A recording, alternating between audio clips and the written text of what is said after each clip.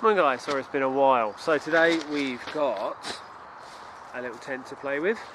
So this is the Gonex or Gonex Ultralight one-person trekking tent. Now,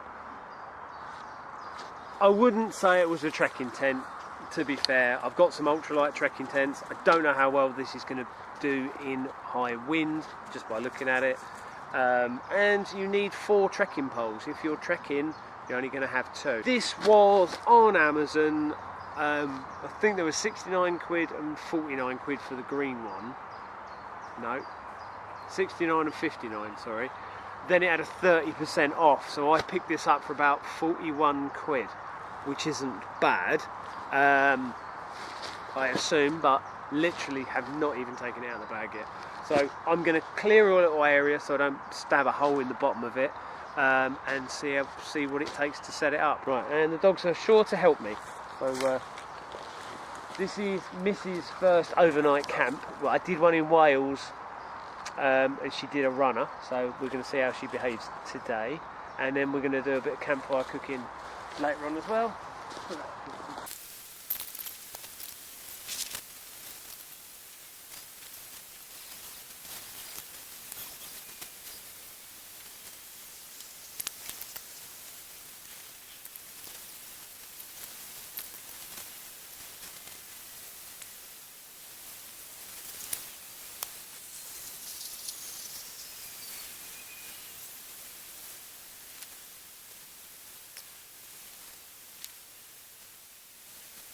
10 minutes to figure out these little slidey things, but they're pretty straightforward.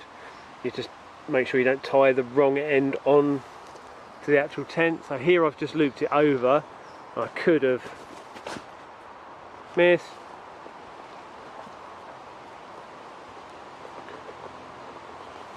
Miss, stop digging.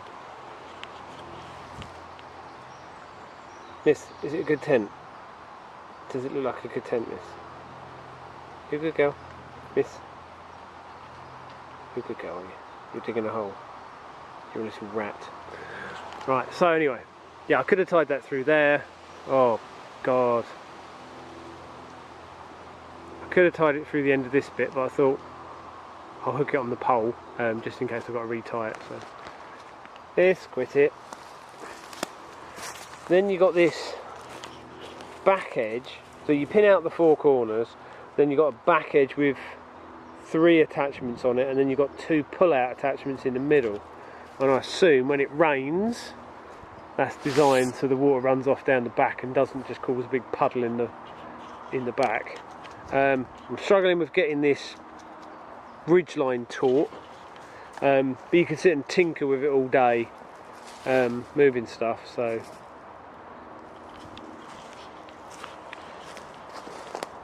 What do you think of it, mate? Is it rubbish?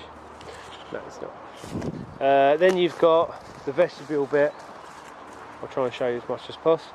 So it has got a zip on it, which I didn't realise. So you can zip down both sides and seal it. Let's show inside.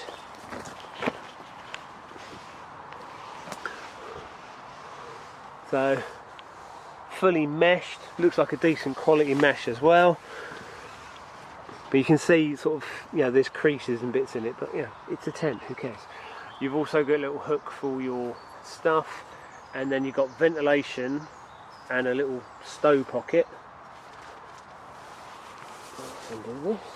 Okay, so the bug net rolls down rather than rolling up. Rolling up would make more sense to me, because then you're not going to sit on it and damage it, but hey ho. It rolls down. And then there's a couple of little buttons. It's good though, because it has got a bit of the material that wraps around it, so it does protect it a bit, because that's going to get trodden on and stamped on and stuff. Then at the back here, we got some little ventilation flappy bits. So it's only a single skin tent, so definitely a summer tent, unless you've got ridiculously warm sleeping bags. And I really don't know how this thing would fare in the wind, but looks okay. Looks okay. As for height, absolutely masses of height. You can sit inside this and get your socks on in the morning, which is dead useful. You've got a nice view of the woods, so you can zip yourself up in here, keep the mozzies out, and still have a nice view, which I think is great.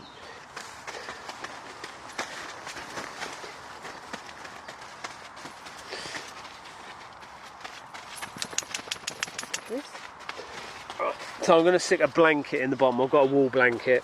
I'm going to stick that in the bottom so the dogs don't rip a hole in the bottom of the tent when they start fighting in it, because they will. Especially that miss. She's a little rat. No! No! Div.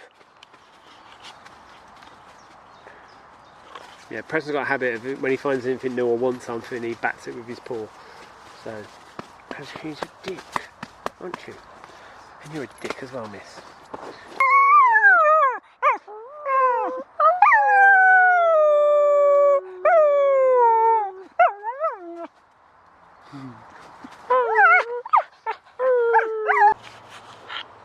Okay, and this is it done up.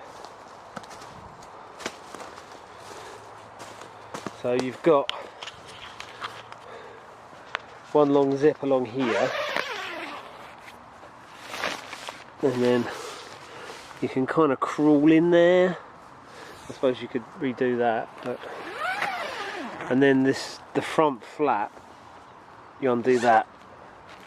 That's the front flap. So this extra little zip has been put in just to fold up the front bit.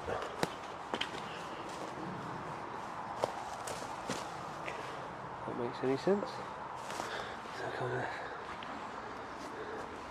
that's the front flap come down. So zip it to the bottom, then zip that bit back.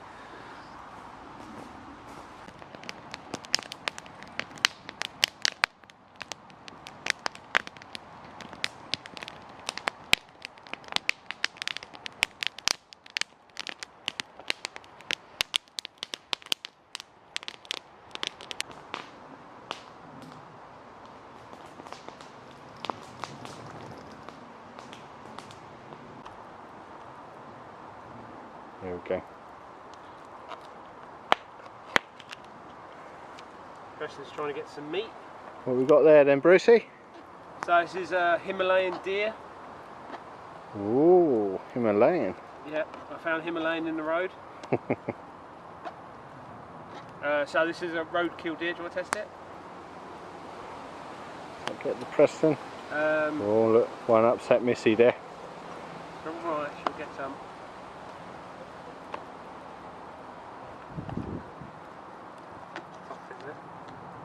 Miss, you catch? Oh, miss! Unlike you to miss food. Miss by name, miss by nature. Doesn't usually. Preston's like the worst catch. So anyway, we're gonna. This is a bit of leg. No, that's shoulder. So I've just bagged all this up in the freezer. So this is a load of shoulder meat, and that was leg meat I diced up there, which was the thick flank. And we're going to have a stew, and then I've got a couple of bits of back strap there having a fry up. Yeah. Oh, that's looking good. And then I've got in there, I've got peppers, carrots, potatoes, broccoli, then a bag of couscous and some gravy, just to thicken it up a bit. Ooh. Sounds very nice. That's a bit tough, that bit. Beef for doggos. Just snotty bits off. Should have sharpened my knife before I come out. Like a spoon. Yeah, I was just stropped my knife back up before I came out this morning. Trying to find my stropping compound was one of those ones where I sharpened everything up, all my other sets, and yeah. Oh, where have I put that?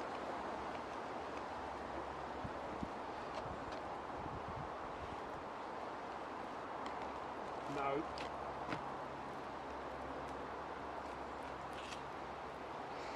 It's starting to smell nice.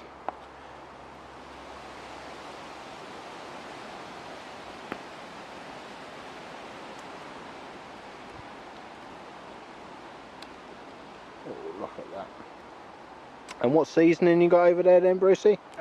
So that's got the Tony Chachere's Creole mix. That's Brucey's go-to seasoning these days. Absolutely, no, always has been. It's just really good. You only get it from America, so you have to buy it off eBay. If you are going to buy it, it's Tony Chachere's Creole mix. If you are going to buy it, be careful on the size of the tins, because they do a £1 tin and they do like a 1 ounce tin. And some people have ordered them before and come back with a little tiny tin like that, and it's been a bit mugged off. Enough for a steak. So make sure it's a pound size one. Yum yum yum yum. Good boy.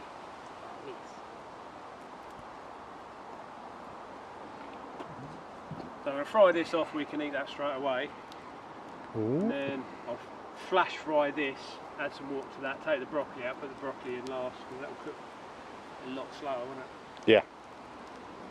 How's that for a plan? That sounds like an excellent plan. Good. I can hear my tummy rumbling now.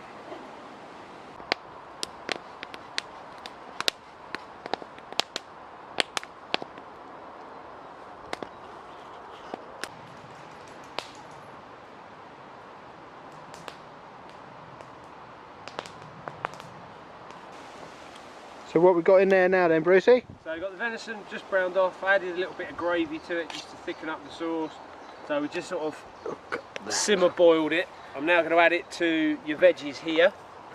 And I've taken out the broccoli, and then we'll chuck the broccoli in at the last minute. Nice healthy veg mix, but look at that gravy in there, guys. How much meat is there? Yeah, that's Just going to gonna be grab immense. Just grab a glove.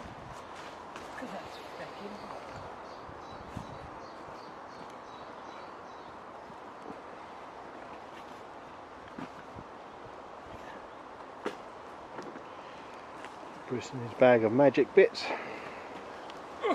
Grab the magic. Look at that, guys. Oh, Is there enough for two of us?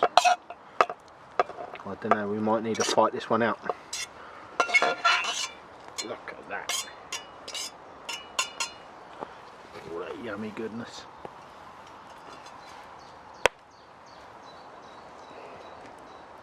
Oh man. Oh, in comes the dishwasher. No miss, too hot for you. Right. Stir around. Touch more water in there, I think. That's what we call a campfire casserole. We will sit it right in the coals and put some coals on the lid as well. Yeah, they're absolutely great, aren't they, those pots? Yeah. As well, good thing about those, we can just get the fire going. It's going to be cooking with the ashes, so we ain't got to worry about the smoke going in there. Not that we have, the wood's pretty well seasoned and nice and dry after this last week or two.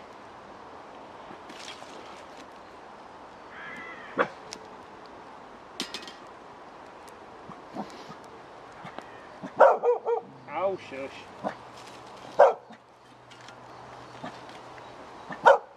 That'd been clever if I brought my shovel over, wouldn't it? Yeah, well, I'll move that out of the way so I'll sit in there. There we go. Nice. Okay.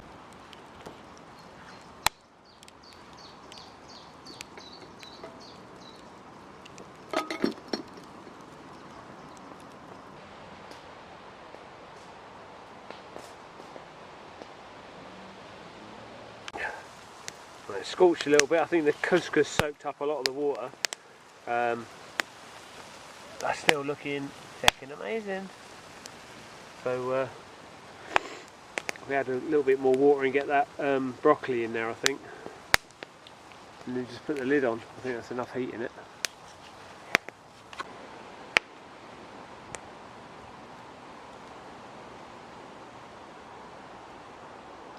Three, two, one. Oh, look at just chuck the broccoli in, that looks alright. Looking nicely steamed veg there, Brucey. Steamy, steamy. Oh yes, look at that. Meat looks good. Great stuff. You can have some green stuff. That's official. Bruce is trying to kill me. Look, green stuff on my plate. Should have brought a ladle. Missed the trick.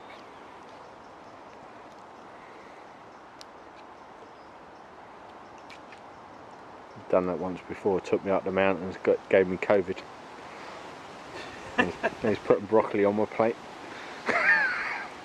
Yeah, broccoli.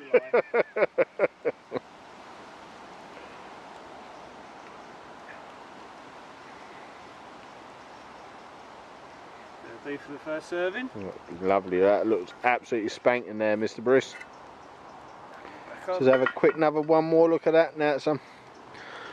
Look at that lovely goodness. Oh, very tasty.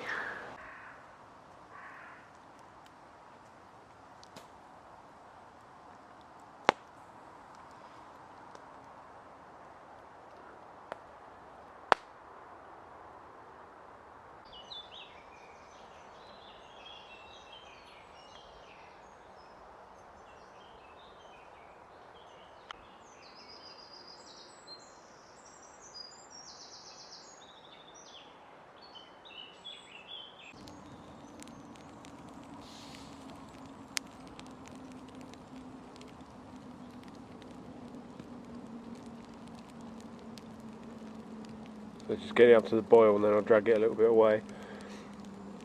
Problem with these kettles, if you put them directly in the coals, the water above the pickup boils and not underneath the pickup, and the pickup's the bit that forces the coffee up. So last night I thought it was taking an hour to boil and it wasn't, it was boiling dry. So, loosen your lens. Miss is getting used to this glamping like. Miss, you a good girl? You stolen my chair and my blanket, have you?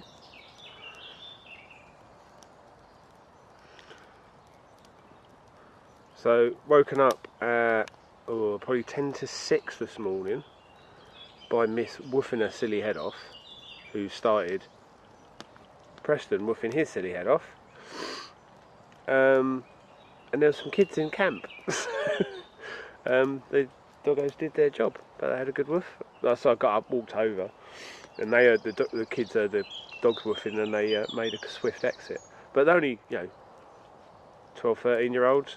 I think they had an adult with them as well, but it was like a gang of about 6 or 7 people. But I didn't see them close up, so they could have come in and nicked stuff or messed with stuff. So. That's quite good, because we're in a private woodland, so.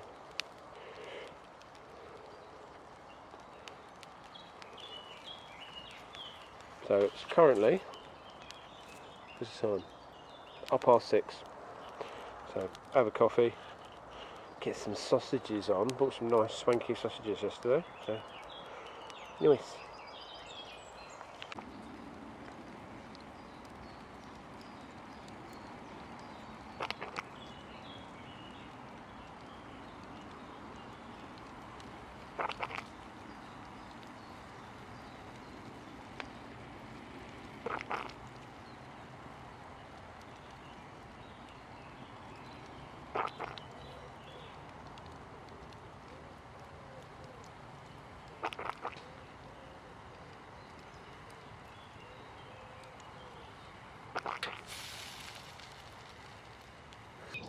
Ready?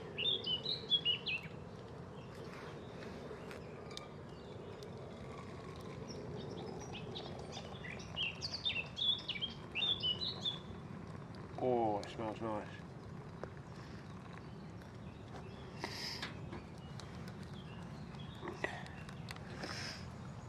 Cheers.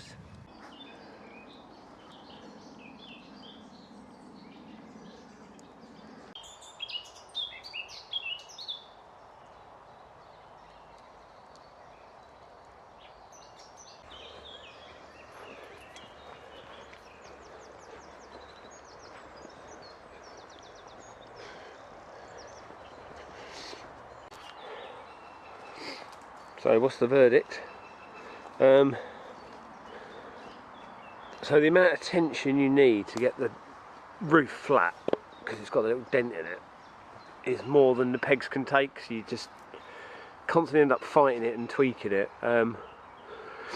But it is, you know, the same price as a tarp. It's kind of versatile because you can shut it down. I think it would be quite bad for condensation on colder nights, so it's definitely a summer tent. And the bug net, you know, is perfect for summer. But if you was fishing, sitting there looking out on a view, perfect. But yeah, definitely, it definitely has its place on a camp. So I'm glad I got it, but not the hiking lightweight tent that it sells itself as. It's quite bulky. It's I think it says it was like 1.6 kilos. I'll have to have a look on the destructions. It might actually say it on the bag, I'll check. Yeah, so yesterday I was struggling with the destructions, mainly because the bottom is green and I wasn't sure what was the top and the bottom. Anyway, more instructions. I didn't realise. So that sort of fills you in on everything. I've gone around and retensioned everything. I've still got that bit of a dish there, and right in the centre is where you hang your torch. So when you hang your torch on it, that does sag a little bit more. It can do. But to get these super tight, so they're already quite tight. If you have them lower, the side goes saggy. So I think this is about optimum setup. But you've got to have a guy line on this corner and this corner. And then this front is lifted up a bit higher, so any water should run straight off the back, so that's better. But what I do like, this, you could just tie it straight to a tree, and you wouldn't have to have the trekking poles then. How rigid that would be in the wind, I don't know, but it should be okay. But yeah, the whole thing you could, yeah, obviously use sticks, but you could put the whole thing up just by tying it to trees if you was in a right location. Anyway, I'm going to make up tie a piece of string on here the same length as the poles, and then I'll know, if I don't bring trekking poles, what length I need to cut them at, if that makes sense. So just use it as a ruler type of thing rather than having a measurement, which they should really put on here, you know, the measurement, the height of the pole you want. But there you go, kind of everything, can we? Right, so with the setup, the front poles were slightly longer, but that doesn't matter. So I've cut myself a bit of paracord and tied a knot at the top of the pole. Tied a knot at the top of the pole, and then put a little loop, and I'll fix that to the tent, and then that bit of string can stay with the tent, and then I can cut myself 4 poles, and I know exactly how long they need to be. So what I am going to do, I'm going to pack this down now, but I'm going to make sure everything's zipped up and closed, because before it was just like trying to put cling film inside a jam jar. It was just, you know, awkward to put up, so I'm going to zip everything up, zip up the bug net, do everything up, and then it will just make more sense when I come and put it up next time. So we've got some sticky maple extra large sausages and some firecracker with jalapeno. Num num num num num num.